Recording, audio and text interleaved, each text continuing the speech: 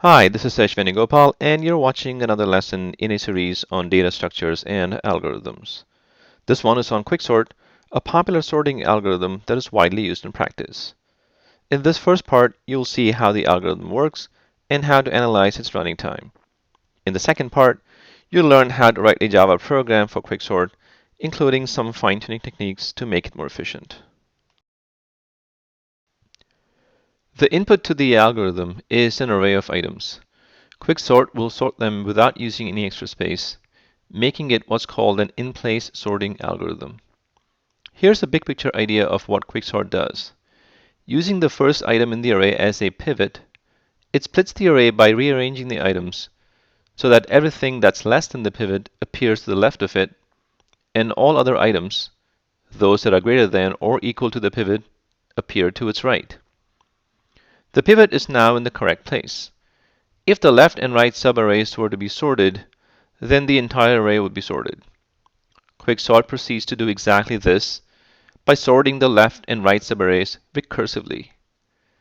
This approach of splitting into parts, then recursively sorting the parts, is known as divide and conquer, and is used both by Quicksort and another sorting algorithm called merge sort, with remarkable speedups in running time.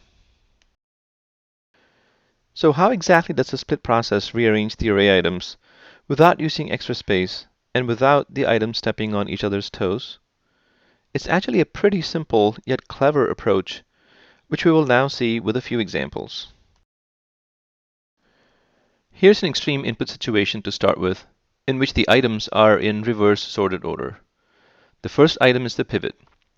At the beginning, a left cursor is set to the second position, which is index 1, and a right cursor is set to the last position, which is index 6. The left cursor then starts advancing and keeps going as long as the item it is at is less than the pivot. Here, because all items are less than the pivot, the left cursor eventually runs off the end of the array, stopping when it hits the out-of-bounds index 7. At this point, all items in the array have been compared with the pivot, so the right cursor does not move at all. There's just one more thing to do. The item one spot before the left cursor, which is 1 at index 6, is swapped with the pivot 8. This brings all items less than 8 to its left. Since there are no items greater than or equal to 8, there is nothing to its right. The split process ends with the split point, the place where the pivot ends up, at index 6. This second example is another extreme case, and this time the input items are in sorted order. As before, the first item is the pivot, 1 in this case. The left cursor is set at index 1, and the right cursor is set at index 7. Recall that the left cursor will advance as long as its item is less than the pivot. Here, however, the left cursor item 2 is found to be not less than the pivot, and the cursor stops dead. Next, the right cursor starts moving backward, advancing as long as its item is not less than the pivot. This takes it all the way to item 3, at which point it advances one more step, which brings it to item 2, at the same spot as left. But since 2 has already been compared on behalf of the left cursor, a comparison is not done again, and the right cursor comes to a stop. All items in the array have been compared with the pivot, so we're ready to swap the pivot with the item that is one position before the left cursor. But here it happens to be the same as the pivot, so technically the pivot swaps with itself, which of course means we don't need to do anything. The split process ends with the split point at index 0. All other items fall to the right of the pivot. We have seen two extreme cases, a reverse sorted array and a sorted array. Here's a more general situation. With 7 as the pivot, the left cursor advances up to 8, and then the right cursor gets to 6. At this point, the left and right items are swapped, so that 6 is grouped with the other items that have been found to be less than the pivot, and 8 is grouped with those that have been found to be greater than or equal to the pivot. After the swap, the left and right cursors are advanced by one spot in their respective directions, in preparation for the next round of moves. But here, left and right cross over, which means they have both done their bit, and there are no more items in the array to compare against the pivot. This brings us to the last step, which is to swap the pivot with the item that is 1 before the left cursor. 7 swaps with 6, the split point is set to index 4, and the split process is all done. A final example to illustrate the split process. The pivot is 7 again. The left cursor moves up to 8 and stops since 8 is not less than the pivot. The right cursor moves down to 6 and stops since 6 is less than the pivot. 8 and 6 are swapped. The cursors step forward one spot in the respective directions, ready for the next go around. Continuing with the moves, the left cursor moves up to 9 and stops.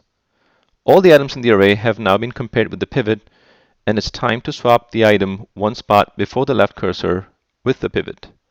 5 and 7 trade places, the split point is set to index 4, and the split process is done. Now that we have a good understanding of split, let's apply it recursively to sort this input array. The first split breaks the array into items less than 15 and items not less than 15. Here's a quick run-through of the split.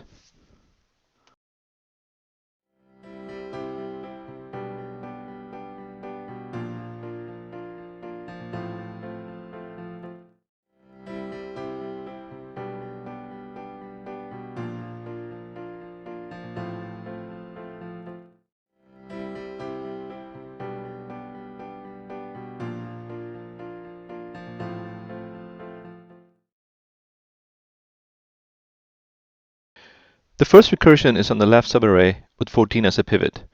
This splits into 11, 12, and 13 to the left of 14 and nothing to its right. The next recursion is on the left subarray again with 11 as a pivot, which splits into 12 and 13 to the right of 11 and nothing to its left. The final split in this recursion sequence is on the right subarray with 12 as a pivot, which leaves 13 to its right and nothing to its left. The recursion sequence ends here since 13 is a singleton subarray.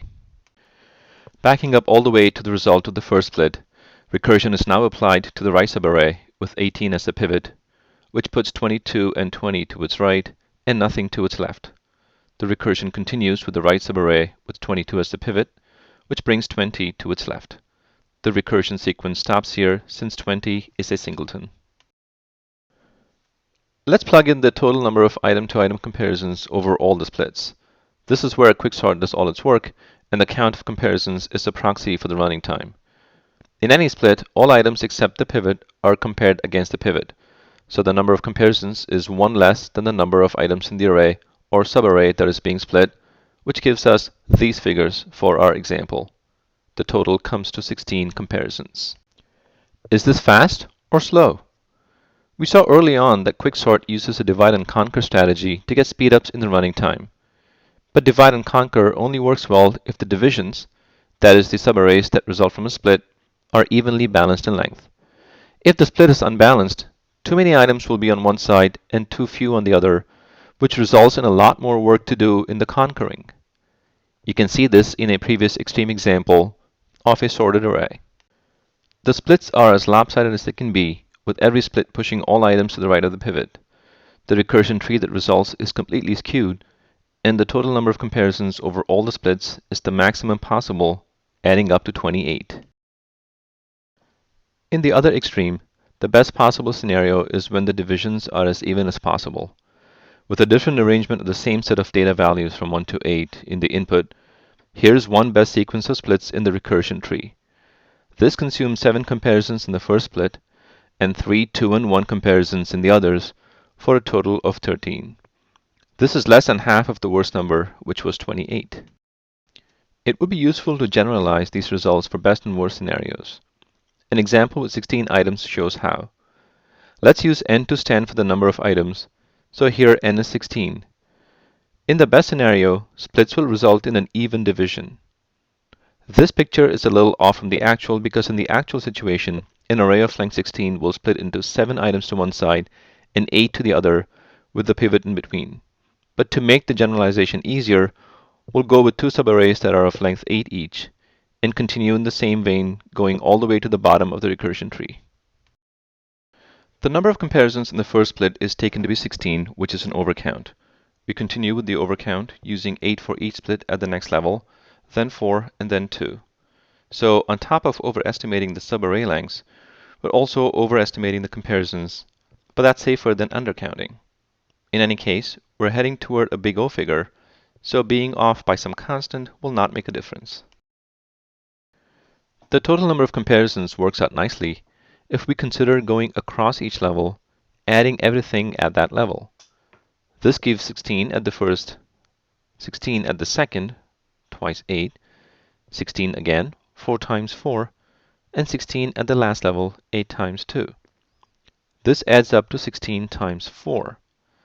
The overcounting we did works to our advantage because the multiplier 4 is the number of levels, which is log to the base 2 of 16, the array size. In other words, the number of comparisons is n times log to the base 2 of n.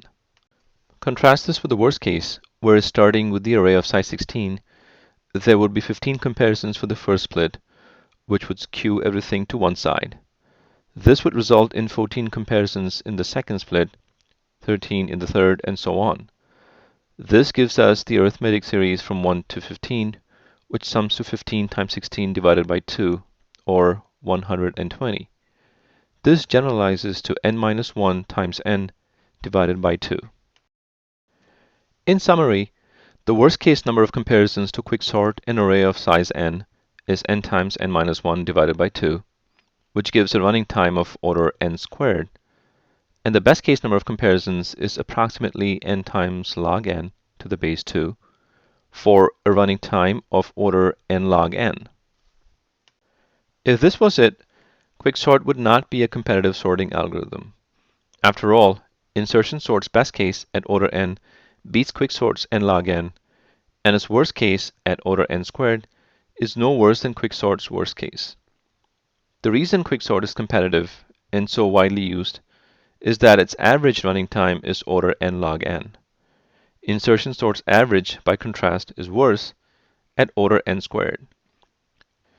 Deriving the average running time for quicksort is beyond the scope of this lesson, so we'll take the order n log n figure for granted. Alright, we're done with the quicksort algorithm and running time analysis. In the second part, we'll see how to implement quicksort in Java, and also learn a couple of techniques to fine-tune its efficiency. See you then.